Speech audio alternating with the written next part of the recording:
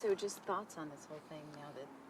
Well, I'm very proud of the work that the men and women of the Phoenix Police Department have done under my tenure, and I enjoyed being the chief of police here very, very much. And I do want to take this opportunity to thank the city of Phoenix for giving me this opportunity.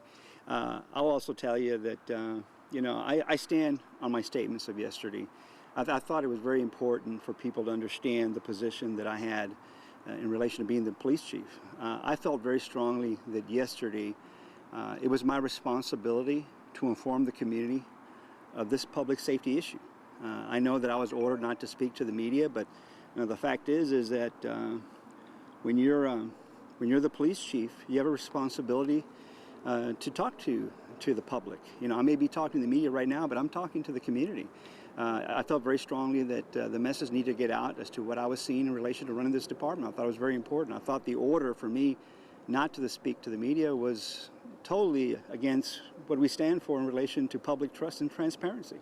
So are you basically saying if the police chief sees an issue, why should City Hall or the city manager stop him from coming public with it? That's correct. I mean, this was a public safety issue. I'm the police chief, and people expect that from the police chief.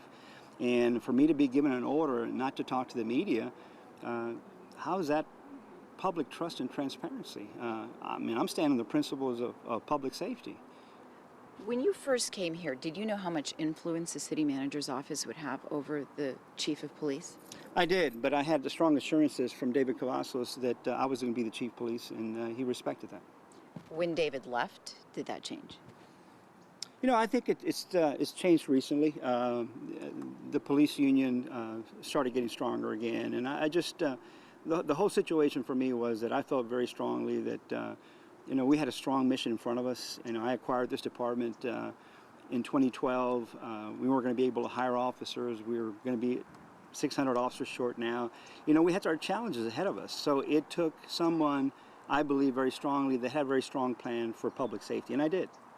How involved, though, is the city manager in day-to-day operations? I mean, are you not allowed to call a press conference on an arrest without going through the city first? Well, apparently so. Apparently so. Has it always been that way? You know what? It's gotten stronger in the last 5 months. And the fact is that, look, I have a responsibility, again, to keep our public informed of what's going on out there, and I take that responsibility very, very serious. That's what the police chief does. So in other cities, is it like this, or is this a strong influence? And as someone who's been a police chief, an assistant chief, how is that detrimental to an organization when you have... Again, I think the politics that sometimes we see shouldn't involve public safety.